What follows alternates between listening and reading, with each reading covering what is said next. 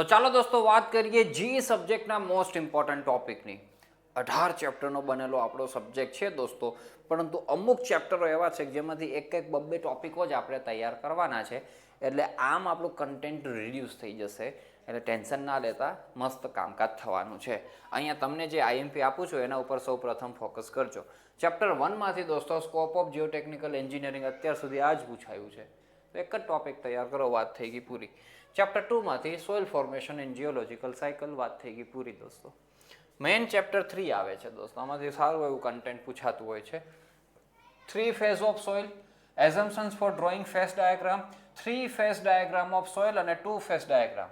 હે ને, 2 ફેઝમાં બે છે, ફુલી સેચ્યુરેટેડ અને ફુલી ડ્રાય, બંનેનું તૈયાર કરી દેજો.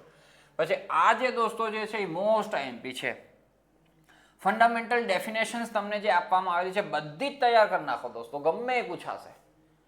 તો એ ડેફિનેશન તૈયાર કરવી છે તો એનું ફોર્મ્યુલા પહેલાં યાદ રાખો દોસ્તો. ફોર્મ્યુલા યાદ હશે તો એના ઉપરથી રેશિયોના સ્વરૂપમાં જ બધું કામકાજ છે, આરામથી કરી શકશો.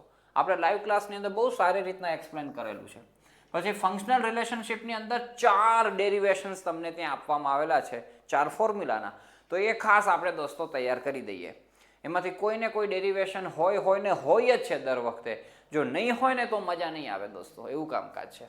અને सम्सની વાત કરીએ દોસ્તો, તો અહીંયા ફંડામેન્ટલ ડેફિનેશનમાં જે ફોર્મ્યુલાઓ છે, અહીંયા જે ડિરાઈવ થયેલા ફોર્મ્યુલાઓ છે, એ બધા જ ફોર્મ્યુલાઓનો ઉપયોગ કરીને ન્યુમેરિકલ્સ બને છે. ફોર્મ્યુલા બેઝ, ફોર્મ્યુલાનું લિસ્ટ તમારી સામે હોય તો ખૂબ સારી રીતના તમે सम्स સોલ્વ કરી શકશો. અને આના ન્યુમેરિકલ્સ પૂછાયતા જ હોય છે.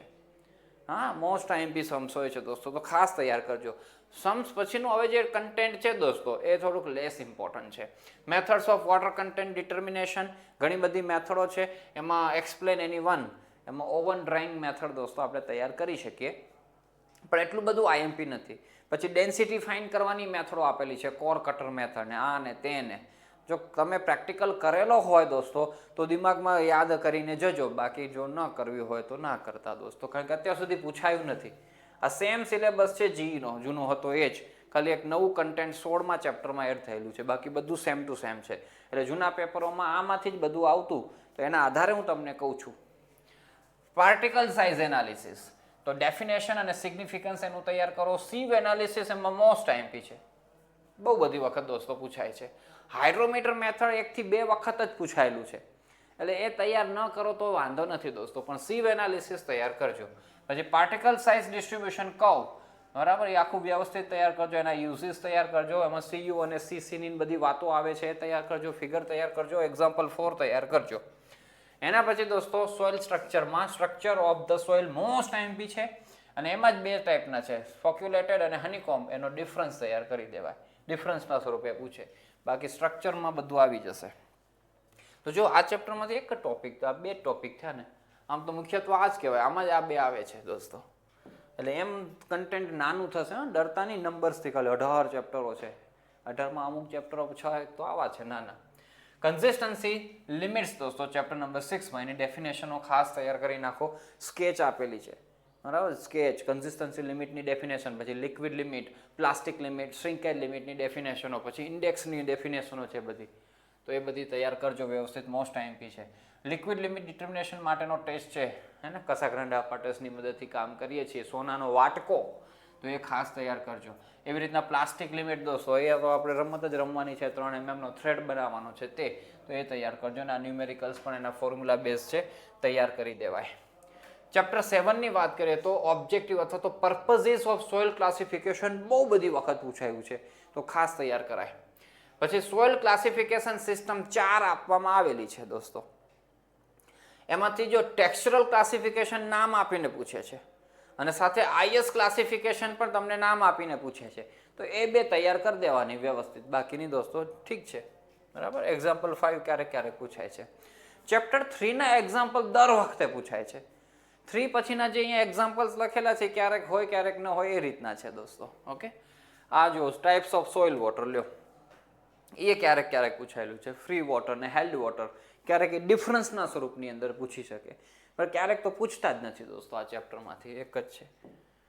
ચલો હવે અહીંથી પછી આ સારા ચેપ્ટરો શરૂ થાય છે. આ 1 થી 8 ચેપ્ટરની અંદર જો વિશેષ આઈએમપી ચેપ્ટરો કેવા હોય ને, તો એક તો ચેપ્ટર નંબર 3 દે દોસ્તો, અને પછી આવે સોઇલ કન્સિસ્ટન્સી દોસ્તો, આપણે કન્સિસ્ટન્સી વાળું ચેપ્ટર નંબર 6 આવે, બરાબર. આ બે મેઇન ચેપ્ટરો છે કે જેમાંથી થોડુંક વધારે કન્ટેન્ટ પૂછી શકે છે, બાકીના બધા તો નાના જ ચેપ્ટરો છે. ચલો હવે અહીંથી સારા ચેપ્ટરો શરૂ થાય છે. તો અમુક ચેપ્ટરો તમને કહીશ કે આ વ્યવસ્થિત ચેપ્ટરો છે, વ્યવસ્થિત તૈયારી કરવાની છે, પ્રાયોરિટીમાં તૈયારી કરવાની છે. તો એમાં એક ચેપ્ટર આવે પરમિએબિલિટી. તો એમાં definition, permeability, seepage, hydraulic gradient, critical hydraulic gradient, quicksand conditions, Darcy's law, factor affecting most IMP. પછી એના ટેસ્ટ છે દોસ્તો, કોન્સ્ટન્ટ હેડ અને ફોલિંગ હેડ પરમિએબિલિટી ટેસ્ટ એ તૈયાર કરાય. Permeability of stratified soil deposit થિયરીમાં તો નહીં, પણ આના ન્યુમેરિકલ્સ પૂછાય છે, એના ફોર્મ્યુલા તૈયાર કરી દેવાય. ફ્લો નેટ મોસ્ટ આઈએમપી છે દોસ્તો.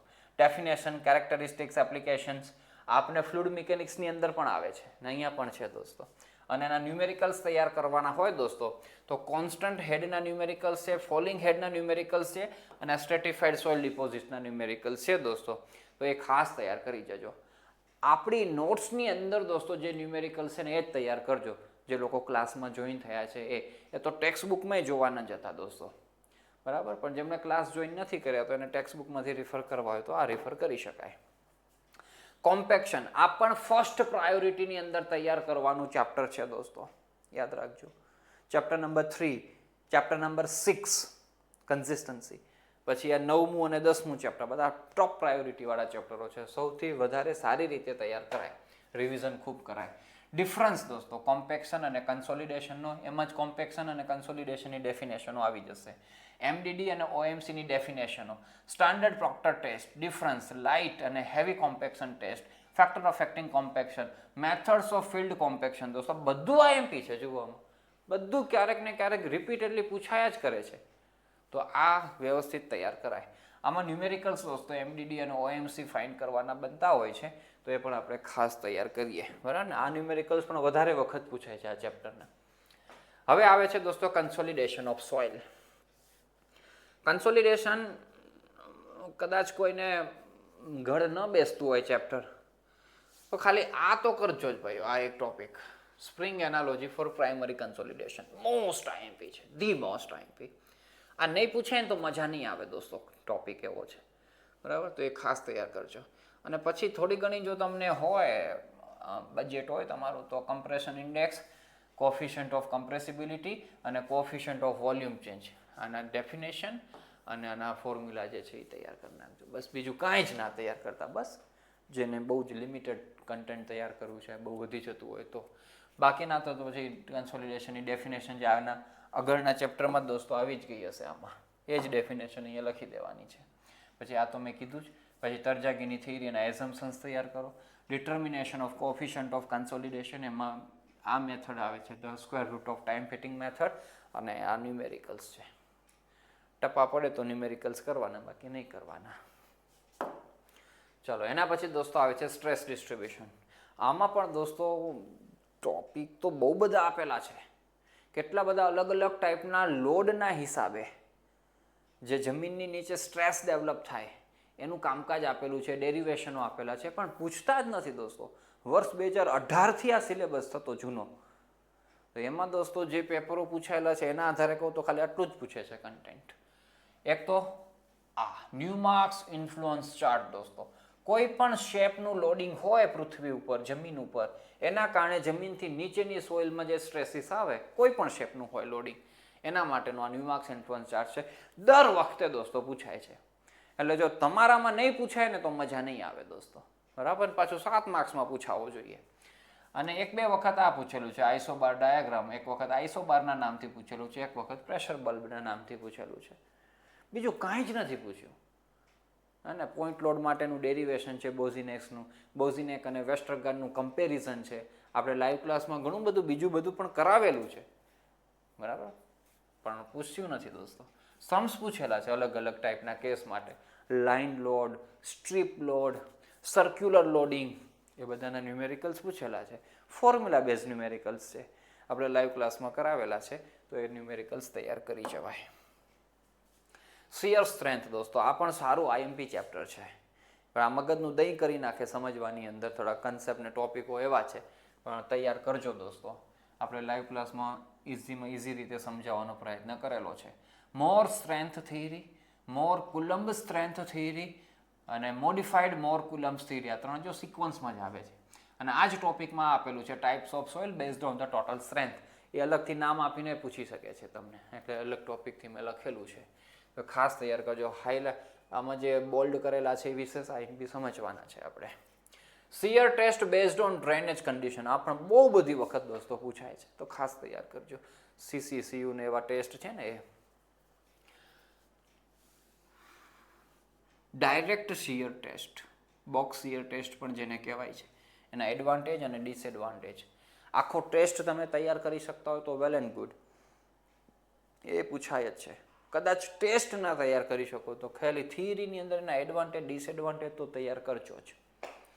ટ્રાયએક્સિયલ કમ્પ્રેશન ટેસ્ટ દોસ્તો, એ પણ આખો ટેસ્ટ તૈયાર કરાય. એક વખત તો ખાલી એની ફિગર પૂછવામાં આવેલી હતી, ખાલી એની ફિગર ડ્રો કરો. પછી આ ડિફરન્સ ડાયરેક્ટ શિયર ટેસ્ટ અને ટ્રાયએક્સિયલ કમ્પ્રેશન ટેસ્ટ એ તૈયાર કરો. અને આના એક્ઝામ્પલ્સ તમને અહીંયા આપવામાં આવેલા છે, એ એક્ઝામ્પલ તમે તૈયાર કરી શકો છો. એના પછી અર્થ પ્રેશર દોસ્તો, આ સારા ચેપ્ટરો છે બધા. એમાં types of lateral earth pressure, difference most IMP છે, એક્ટિવ અને પેસિવ અર્થ પ્રેશર, પછી રેનકાઇન્સ થિયરી ઓફ અર્થ પ્રેશર એના એઝમ્પશન્સ. પછી તમારું બજેટ અલાઉ કરતું હોય દોસ્તો તો પછી આ બધા ટોપિકો તમારે કરાય, બાકી ન કરાય. બધા ડેરિવેશનો આવે છે આની અંદર. એક્ટિવ અર્થ પ્રેશરની રેનકાઇન થિયરી છે, ટોટલ 5 કેસ આપેલા છે, એમાંથી 3 કરાય. કોહેઝન લેસ સોઇલ માટેની છે. એ જ એક્ટિવ અર્થ પ્રેશરની રેનકાઇન થિયરી જ છે, પણ કોહેઝિવ સોઇલ માટેની છે. આમાં ડેપ્થ ઓફ ટેન્શન ક્રેક ને એના બધાના ડેરિવેશનો છે. પેસિવ અર્થ પ્રેશર દોસ્તો, એમાં રેનકાઇન થિયરી છે કોહેઝન લેસ સોઇલ માટેની. એમાં પછી કોહેઝિવનું દોસ્તો પૂછ્યું જ નથી કોઈ દિવસ, તો આટલું તમે તૈયાર કરી શકો. પછી કુલમન્સ ગ્રાફિકલ મેથડ તૈયાર કરવો એ મોસ્ટ આઈએમપી છે. અને બીજી તૈયાર કરવી હોય તો રેભાન્સ મેથડ છે, રેભાન્સ. તો રેભાન મેથડ પણ તમે તૈયાર કરી શકો. ન્યુમેરિકલ્સ દોસ્તો, આના રિસેન્ટલી અર્થ પ્રેશરે તો જ્યારે સ્પોન્સરશિપ આપી હોય એક પેપરની અંદર, એમાંના ન્યુમેરિકલ્સ બહુ બધા પૂછાયેલા છે. રિટેનિંગ વોલના ન્યુમેરિકલ્સ બનતા હોય છે તે. તો આપણે આ 6, 7, 10, 29 ટેક્સ્ટ બુક રિફર કરવી હોય તો, બાકી આપણી નોટ્સમાં જે આપણે કરાવેલા છે એ બધા પેપરના કરાવેલા છે, તો એ તૈયાર કરજો. સ્ટેબિલિટી ઓફ સ્લોપની વાત કરીએ દોસ્તો, તો ઇન્ફાઇનાઇટ અને finite slope, factor of safety, પછી આ ટાઈપ્સ ઓફ સ્લોપ ફેલર દોસ્તો, આ તૈયાર કર્યા વગર એક્ઝામ દેવા જવાય જ નહીં, એવું મોસ્ટ આઈએમપી છે. પછી stability of infinite slope of cohesion less soil, Swedish circle method દોસ્તો, એમાં C5 સોઇલ માટે એટલે કોહેઝન ફ્રિક્શન સોઇલ અને બીજું કોહેસિવ સોઇલ માટે આપવામાં આવેલું છે. 2 તૈયાર કરી જવાય દોસ્તો, એમાં C5 વધારે આઈએમપી છે. બાકી આ બજેટ અલો કરે તો કરજો, બાકી ના કરતા. Methods of locating centre of critical slip circle, define stability number, એમાં discuss its utility in the analysis of stability of slopes, અને આ ન્યુમેરિકલ્સ છે દોસ્તો. ચાલો એના પછી હવે 16, 17 અને 18 એક જ યુનિટ છે દોસ્તો. હા, અને કન્ટેન્ટ બહુ વધારે થઈ જાય છે, કારણ કે 16માં 16A આવે છે ને 16B આવે છે. જે 16B છે એ નવું એડ થયેલું છે, સાઇટ એક્સપ્લોરેશન. આ 16A છે દોસ્તો. પછી 17 આવશે બેરિંગ કેપેસિટી, અને પછી પાઇલ ફાઉન્ડેશન. હવે આખા યુનિટનું વેઇટેજ હોય, એટલે મને જ્યાં સુધી લાગે છે ત્યાં સુધી તમને ચેપ્ટર 16 કરતાં પહેલાં 17મું કરી દેવાય. આમાંથી અત્યાર સુધીના પેપરોમાં વિશેષ પૂછાયેલું છે. પાઇલ ફાઉન્ડેશનમાંથી પણ ઓછું કન્ટેન્ટ પૂછાય છે, તો આ ચેપ્ટર પહેલાં તૈયાર કરાય. એમાં ડેફિનેશન દોસ્તો મોસ્ટ આઈએમપી છે, ક્યારેક ને ક્યારેક આ બધી ડેફિનેશનો રિપીટેડલી પૂછે છે. Foundation, bearing capacity, ultimate bearing capacity, safe bearing capacity, allowable bearing capacity.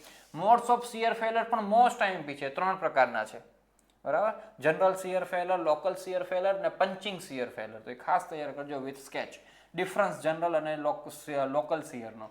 તર્જાગીસ bearing કેપેસિટીના એઝમ્પશન્સ, એનું ઇક્વેશન દોસ્તો જે સ્ટ્રીપ ફૂટિંગ માટેનું ડિરાઈવ થયું છે તે ડેરિવેશન નથી કરવાનું, સીધું ફોર્મ્યુલા લખી નાખજો.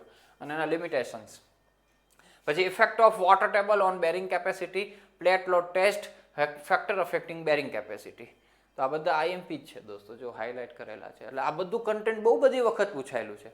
એની સામે તમે જુઓ દોસ્તો, આનું કન્ટેન્ટ પાઇલ ફાઉન્ડેશનનું બહુ ઓછું છે. આ 3 જ રિપીટેડલી પૂછાયેલા છે, ને આમાં રિપીટેડલી દોસ્તો આટલું બધું પૂછાયેલું છે, એટલે આના ઉપર પહેલી પ્રાયોરિટી અપાય.